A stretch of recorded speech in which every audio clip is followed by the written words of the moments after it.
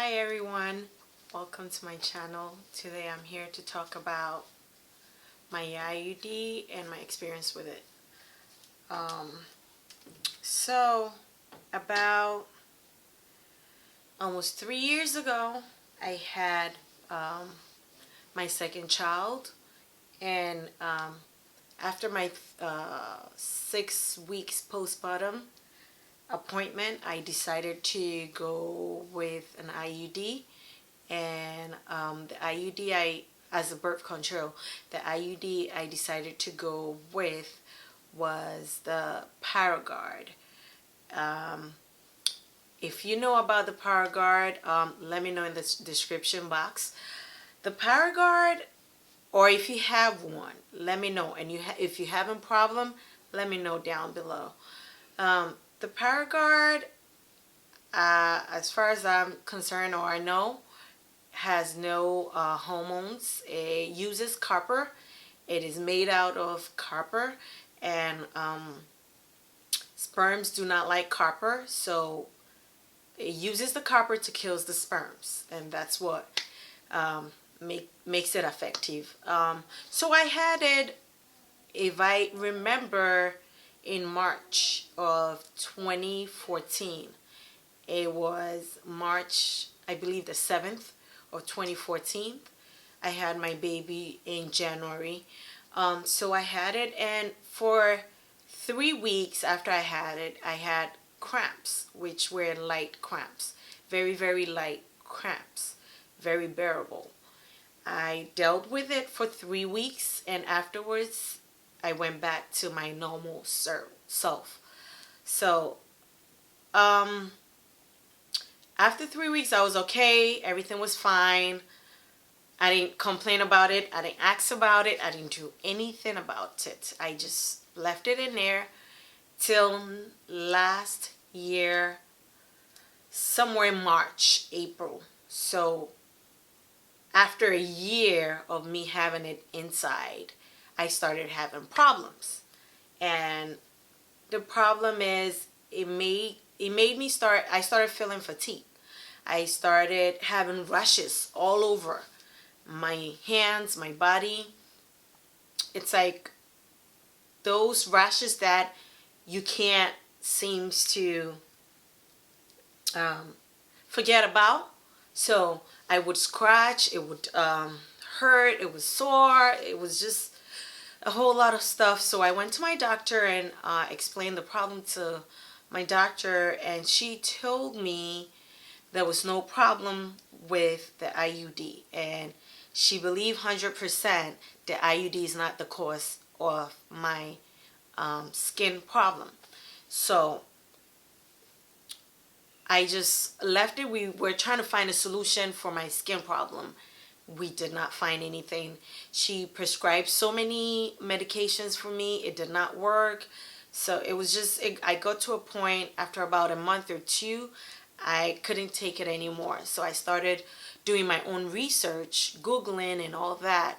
And so on Google, I found out that there has been so much problems with the Paragard IUD, even to the extent of death. So I called my doctor back again, and I explained to her that I want it removed, and she explained back to me that that's not the course of it, and I don't need to take it out, and I would be fine. They would find a solution for my rash and all that. And on Google I find a sea salt bath as to soothing for my rash. So I would use sea salt to bath, and that's how I got rid of my my rash or skin problem. So if you have any skin problem, sea salt bath. You just rub sea salt on your skin, and you just wait for like 5 to 10 minutes and then shower, and it works like miracle. That's how I got rid of my rash. So yeah, so with that said, I tried to take it out, and they were not willing to take it out for me. So I had planned a vacation to New York. I had it put it in New York, and we moved that same year of 2014 to California. And now this is where I'm having my problem, California. And they're not willing to take it out because that's not the cost. So I had a planned vacation back to New York to visit my parents. And so I decided to just go back to see my doctor back in New York, take it out, and find a solution to whatever's wrong with my body. 1 week prior to my vacation in New York, I started having joint pain. Everywhere, joint pain. My knees, my legs, my hands, my shoulders, my neck, everywhere, joint pain. Like unbearable joint pain, to the point I couldn't walk. I couldn't pick up a coffee glass or a coffee cup. I couldn't feed myself. It was just bad. So I waited. I went to New York. I got to New York that same day. I booked an appointment with my doctor, and I had, luckily I had appointment the next day. So I went, met my doctor, explained everything to her, and she tried to take it out. So this time she tried to take it out, and it's not coming. She's pulling the string, and it's not coming. She pulled, she forced out, it's not coming. I started to bleed. So she goes, well, we're gonna have a solution to take it out. It's if it doesn't come out, we're gonna have to put you to sleep through local anesthesia and then take it out. So I said, okay, we're gonna try one more time. I was in so much pain, but I was willing to take it out. So they forced to take it out, and it didn't come out. The string broke. So the string actually broke off the main IUD. So the IUD was left inside me, but the string came out. So we had no option now but to schedule for emergency procedure to get it out. So I scheduled my procedure for the next day, and in the morning, I was not supposed to eat anything or any fluid, nothing after 12 a.m. So I did so, and I went in the morning, waited till my appointment time and prepped myself and everything. Went in. I didn't know when they put the anesthesia on. I just knew that I was gone 5 minutes after I hit that table. So I woke up to them showing me the IUD. It had turned so dark, and I had fatty tissues around it. I was still sleepy, so I couldn't ask them to save it or anything. They just took it away. They took me to the recovery room and everything. Waited for 3 hours to make sure everything is fine, and then I was discharged to go home. So I went home, and that was June. Somewhere June 12th to June 15th. That's when I got it out. So come July, ending of July, I'm in so much pain still. Joint pains. Crazy. I cannot do anything about it. Like, it's so bad. I couldn't make a fist. My hands were like this all the time. I couldn't lift up my hands all the way up. I couldn't do anything with my hands or my feet, legs. I could walk, but I was walking like, I'm sorry, but like an old lady. I was walking like I had a problem with my legs. I was bad. It was bad. So yeah, I finished my vacation, came back home to California, and then went back to my regular OBY, and we started going through series of tests to check. So we check my bones, my cartilage, everything. Like, we did x-rays and everything. Nothing came back abnormal. The only thing that came back that they could see is they could see inflammation in my joints. They could see there's something swollen in there. What is swollen? They don't know. What's going on? They do not know. But I have some inflammation in my joints. So, and my inflammation level is so high. That's what it was causing me to lose a lot of weight. So I was losing weight whilst I was going through this excruciating pain. So because I couldn't eat, I couldn't feed myself, I couldn't do anything. So I was losing weight. So prior to IUD, I was 160 after birth, and I lost weight to 110. I was down to 110 at that point. So now we still going through series of tests to find out what's going on. Now, boom, came in another skin problem. This time it's not a rash. This time it's a darkened spot. Like, I get dark spot here, everywhere. I did not take a picture of that that spots. I do not have a lot of images to show you guys of what I went through, but I am going to show you guys pictures of my rash somewhere here, up here, or somewhere on the screen. I'm going to show you guys a picture of my rash.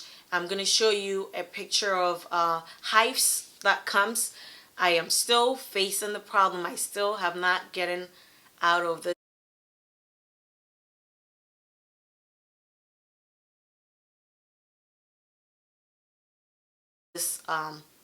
health issues that the IUD brought to me.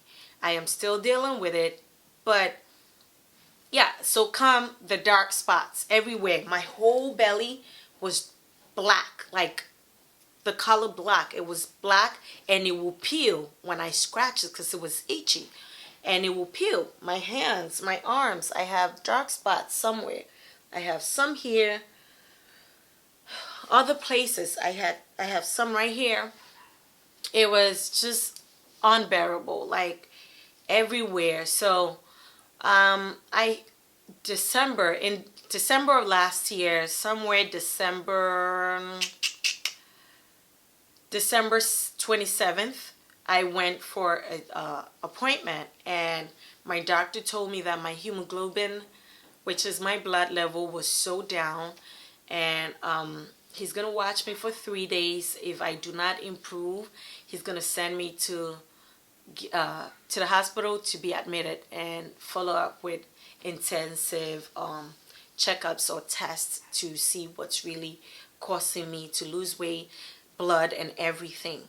So we did another blood test for 3 days, and the last one came out too.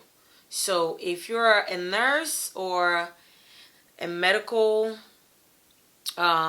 assistant, a doctor, whoever that works in the medical field, if you know about hemoglobin level, my level was 2, and a normal human being level should be 12 and above. My level was 2, so it was bad. So he right away sent me straight to the hospital. So I went straight to the hospital. I got there, they checked my hemoglobin again, and they started panicking. They admitted me. They were asking if I was okay. Am I feeling dizzy? Am I so much stuff they were asking me. Do I feel like fainting? Do I feel fainty? All sort of questions. But I was actually normal. I was not feeling any of what they were asking me. But at night prior to that day, I was in the shower and I fainted. But I thought it was because I was taking a hot shower.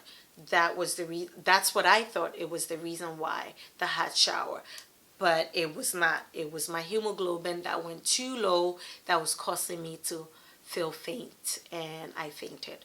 So Yeah, I was admitted, and you guys will not believe what I went through when I was admitted. I was admitted for 3 weeks, and they put me through so much. Sorry if I'm looking this way. I'm just trying to look. I put it down on my phone, so I'm trying to look at where I am.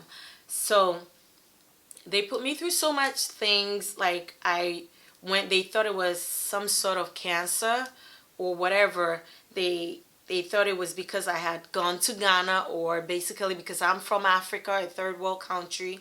I have some sort of illness or whatever it is. And so they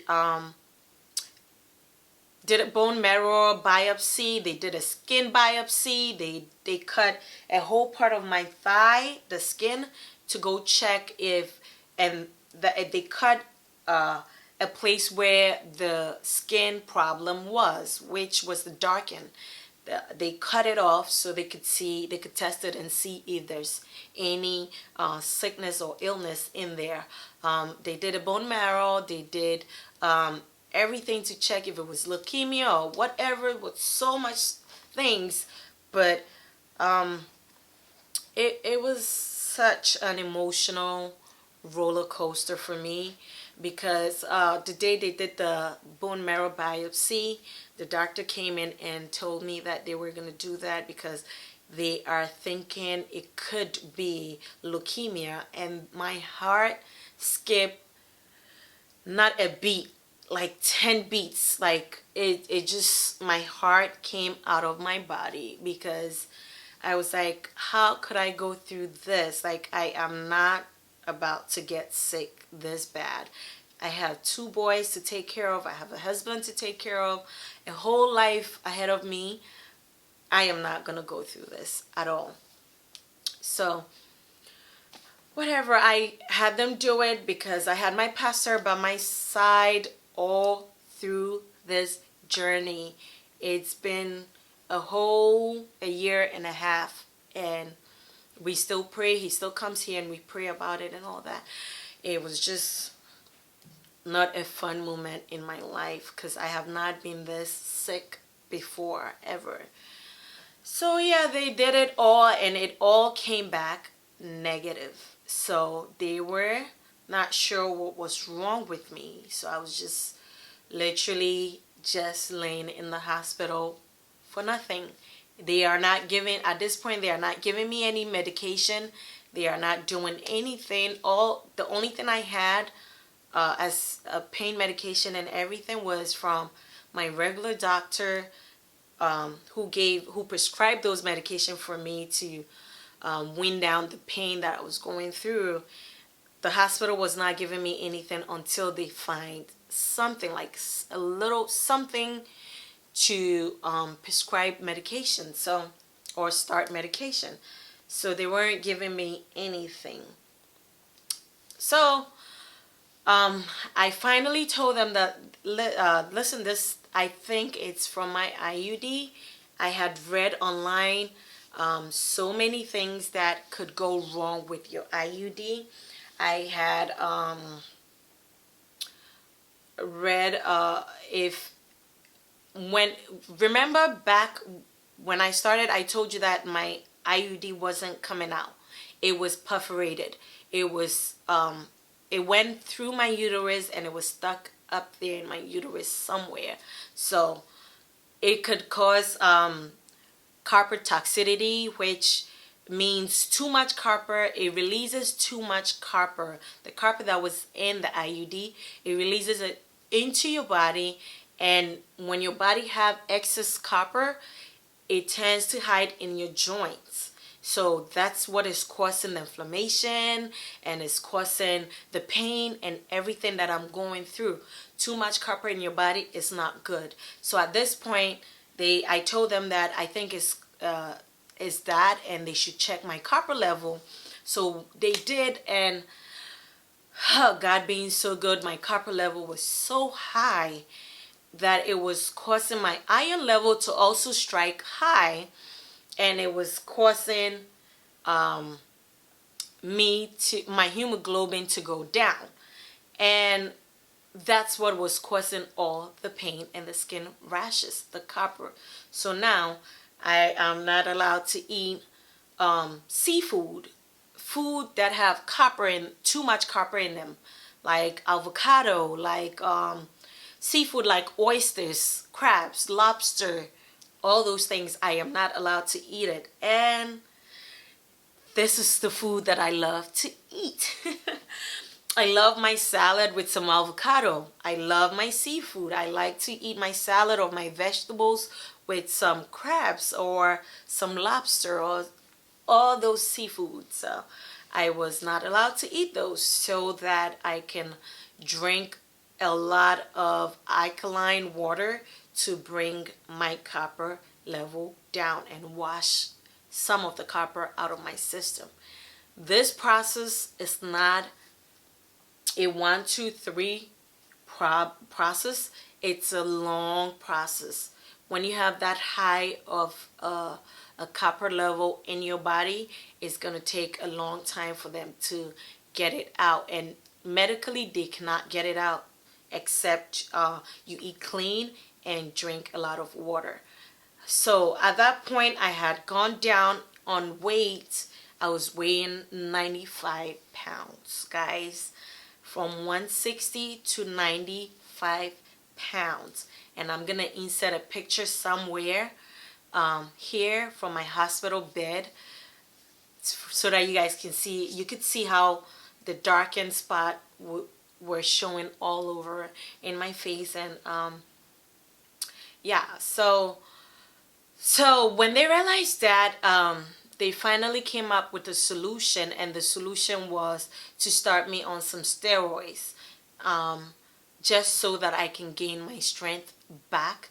It was not going to cure what was wrong with me, but it was just going to give me some strength back and make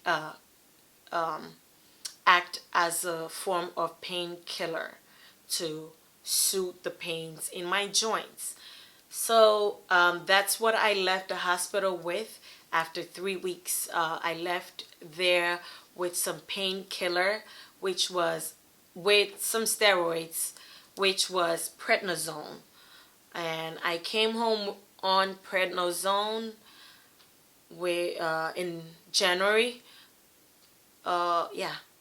In January till early March.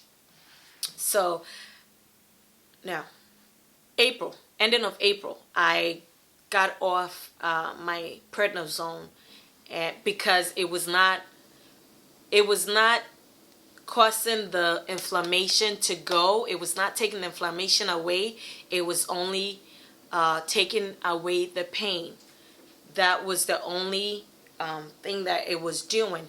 So in ending of April, they took me off prednisone, and that was my rheumatologist. I was seeing a rheumatologist and an oncologist, which the oncologist took me, signed me out because there was no cancerous issue or medically wrong with me. There's nothing cancerous in my system. So he took me off and signed me out. So I was only seeing a rheumatologist who I was then working with, who took me off the prednisone and put me on another steroids called methotrexate. I'm not sure if I'm saying the name right, but I'm going to put it down below. Methotrexate or methotrexate. I read about it, and it was such a strong medication. It can cause so many things, damage to your liver, so many things to your health. So I was not happy with that. I spoke to her after 2 months of taking it. After 2 months of taking it, I started bleeding in my nose. I would get nosebleed and nose sore. So I was seeing an ENG. Is it nose, throat, and ears doctor? So ENT. whatever. I was seeing them for the bleeding ENT. Yeah, I was seeing them for about how I stopped or transitioned from methotrexate to my next medication in my next and final video of my journey with IUD. Guys, leave a comment below and let me know which video you would like to see from me. Please subscribe to my channel and give it a thumbs up, like this video, and I'll talk to you guys later in my next video. Bye.